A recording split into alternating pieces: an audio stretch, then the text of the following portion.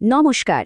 বাংলা সাহিত্যের এক নিবেড়ত রহস্যময় চরিত্র তারানাথ তান্ত্রিকের জগতে সবাইকে স্বাগত। চলুন আজ তার জীবনেরই এক অদ্ভুত অবিশ্বাস্য গল্প শোনা যাক। গল্পের গভীরে যাওয়ার আগে তারানাথ তান্ত্রিককে নিজেরই করা একটা প্রশ্ন, সবাই কি আর অতীত ভুলতে পারে? এই প্রশ্নটা কিন্তু বেশ ভাবায়, তাই না? চলুন এই প্রশ্নটা মাথায় রেখেই আমরা তার জীবনের এক অদ্ভুত অভিজ্ঞতার সাক্ষী হই। তো কে এই তারানাথ তান্ত্রিক? দেখুন, তিনি শুধু একজন গল্পকার নন। তার জীবনের প্রত্যেকটা কাহিনী আসলে কর্মফল আর দর্শনের এক একটা গভীর পাঠ। দেখা যাক তার অভিজ্ঞতাগুলো আমাদের ঠিক কী শেখাতে চায়। আচ্ছা, তারানাথকে যদি ঠিকমতো বুঝতে হয় তাহলে আগে তান্ত্রিক শব্দটা নিয়ে একটু কথা বলা যাক। মানে শুধু ঝাড়ফুঁক বা অলৌকিক ক্ষমতা, ব্যাপারটা কিন্তু মোটেও তেমন নয়। বরং একজন তান্ত্রিক হলেন সেই আধ্যাত্মিক সাধক যার চোখ দিয়ে এমন কিছু দেখা যায় যা আমরা সাধারণ চোখে দেখতে পাই না। আর এই অদেখা সত্যকে চেনার সবচেয়ে ভালো উপায় কি বলুন তো?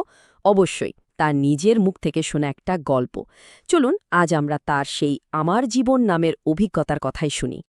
তো গল্পের শুরুটা হচ্ছে এক গভীর রাতে, চারপাশ একদম নিস্তব্ধ। ঠিক তখনই তারানাথের দরজায় একটা টোকা পড়ার শব্দ। বোঝাই যাচ্ছে কোনো এক রহস্য দরজার ওপারে অপেক্ষা করছে। তারানাথ দরজাটা খুললেন। দেখলেন বেশ ভদ্র, ভালো পোশাক পরা একজন লোক দাঁড়িয়ে। কিন্তু প্রথম দেখাতেই তারানাথের মনে হল কিছু একটা ঠিক নেই।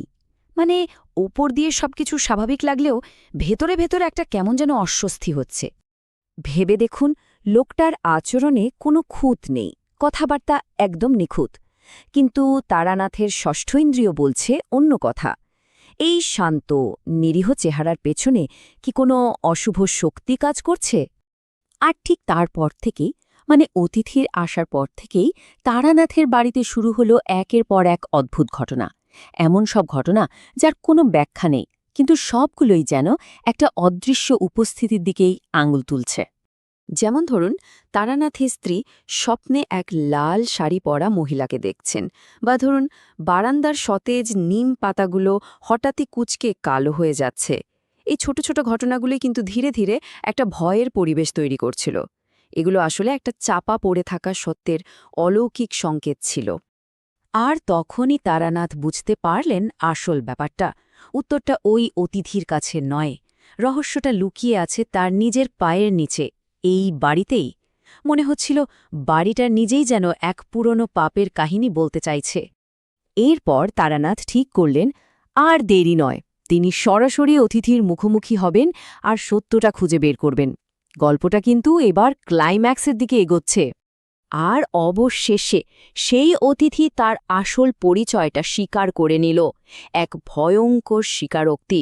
সে জানালো, আমি ডাকাত ছিলাম, খুনি, আমার পাপ এই বাড়িতেই পুঁতে রাখা আছে। ভাবা যায়?